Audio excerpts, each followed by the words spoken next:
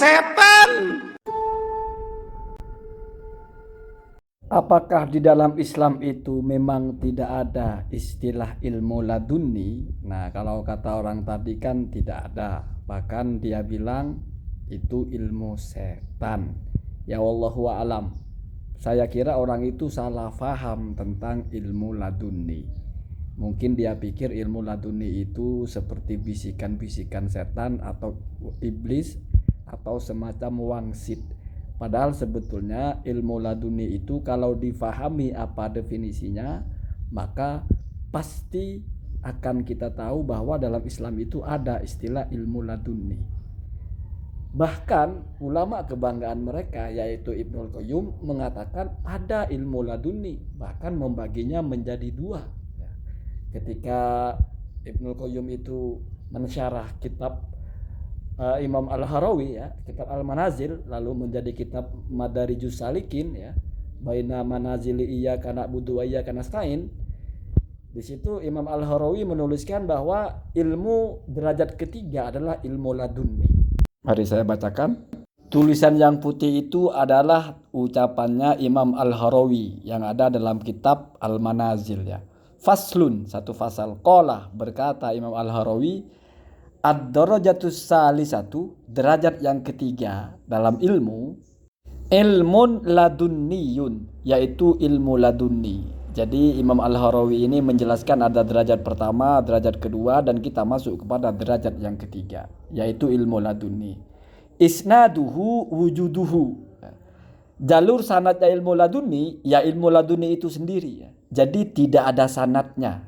Wa idrakuhu iyanuhu, adapun cara mengetahuinya ya langsung ketika melihatnya atau mendengarnya atau memperolehnya ya. Wa na'tuhu hukmuhu, dan sifatnya adalah hukumnya ya. Ibnul Qayyum mengatakan bahwa maksud dari ini adalah la yusolu ilaihi illa bihi. Jadi tidak ada perantara ya. Tidak bisa sampai kepadanya kecuali dengan hal tersebut. Artinya ilmu ini tidak melalui perantara apapun ya. Maka dijelaskan kemudian di situ laisa bainahu wa bainal ghaibi hijabun, tidak ada penghalang antara ilmu itu dengan keghaiban atau di situ dengan yang memberi gitu ya. Artinya ini ilmu yang memang kita tidak dengan belajar, tidak kita melalui perantara mendengarkan suara orang atau membaca tulisan atau memahami Al-Quran dan hadis. Jadi ilmu laduni itu bicara dari proses memperolehnya, bukan isinya. Maka Ibnul Qayyim itu memberikan ilmu laduni ini kepada dua jenis. Yang pertama adalah ya, fal ilmu laduniyu nau'ani. Ilmu laduni itu ada dua, kita baca ya. Laduniyun rahmaniyun wa laduniyun syaitoniyun. Satu ilmu laduni rahmani, satu ilmu laduni syaitoni. Jadi ini tentang proses mendapatkannya saja. Sehingga bisa jadi ada yang setan, benar kata orang tadi itu, tapi ada juga yang rahman ya. Maka penjelasannya adalah wal ilmu laduni ar-rahmani, yang masuk kepada ilmu laduni rahmani huwa thamratu hadhil muwafaqati ya. Itu adalah buah dari kesesuaian ya. Kesesuaian apa ya? Sebelum ini Ibnul Qayyim ini menjelaskan bahwasanya ilmu laduni itu diberikan kepada orang-orang yang perilakunya sesuai dengan kitab dan sunnah. Jadi ada al-muwafaqah, kesesuaian antara yang diucapkan dia, tidak mengucapkan hal-hal yang dilarang agama, apa yang dia kerjakan tidak melakukan hal-hal yang menyimpang dari agama, baik itu dalam kitab dan sunnah. Maka dikenal istilah al-muwafaqah, kesesuaian. Artinya muwafaqatul kitab was sunnah. Maka buah dari kesesuaian orang tersebut mengamalkan isi kitab dan sunnah, dapatlah ilmu laduni, kan begitu ya. Atau juga wal mahabbati, dan juga buah dari kecintaan. Kecintaan kepada Allah, kecintaan kepada Rasul. Allati, di mana ya, aujabaha at-taqarruba.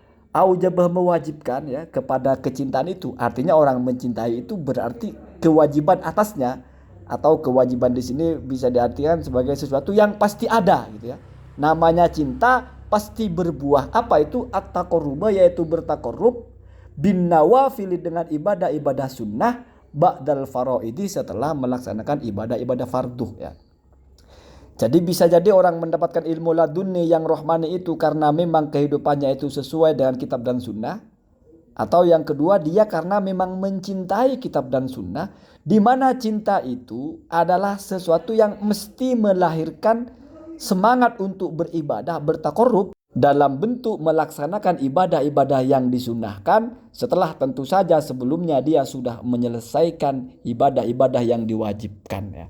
Jadi kalau orang mendapatkan ilmu laduni, artinya bisikan yang tiba-tiba ada pada dirinya tanpa ada wasilah, tidak melalui membaca, tidak melalui mendengar, tetapi langsung ya. Kalau kepada Nabi itu masuknya wahyu, tapi kalau kepada bukan Nabi masuknya kepada ilham ya. Dan orangnya itu adalah orang yang punya muwafaqah, sesuai dengan kitab dan sunnah perilakunya, dan juga dia punya mahabbah di mana cintanya itu cinta yang benar. Cinta yang benar itu aujaba at-taqarrub, mesti melahirkan efek, yaitu dia senang beribadah. Ibadah maksudnya adalah melaksanakan an-nawafil, hal-hal yang disunahkan setelah dia melaksanakan kewajiban al-faraid. Maka itulah ilmu laduni rohmani. Mesti bisikannya itu bisikan yang baik ya. Dan pasti sesuai dengan kitab dan sunnah, karena indikator benar dan tidaknya, baik dan buruknya adalah sesuai atau tidak dengan Alkitab dan sunnah. Wal laduni asyaitoni, sementara kebalikannya yaitu laduni syaitoni, bisikan setan gitu. Samratul iqradi, yaitu buah dari dia memang kehidupannya itu menentang atau tidak berkesesuaian dengan Alkitab ya, anil wahyi, dengan Alkitab ya, dan juga as-sunnah ya. Wa tahkimil hawa, dan ketika hawa nafsu wasyaiton ya, dan ketika hawa nafsunya yang menjadi hakim, artinya yang menentukan langkah hidupnya itu adalah hawa nafsu dan setan ya. Jadi yang menjadi penguasa dalam dirinya itu hawa nafsu dan setan. Maka kalau orang ini dalam dirinya ada bisikan-bisikan ya, biasanya itu malah bisikan yang syaitoni. Disebut laduni juga, tetapi laduni syaitoni, karena orangnya tidak punya al-muwafaqah ya.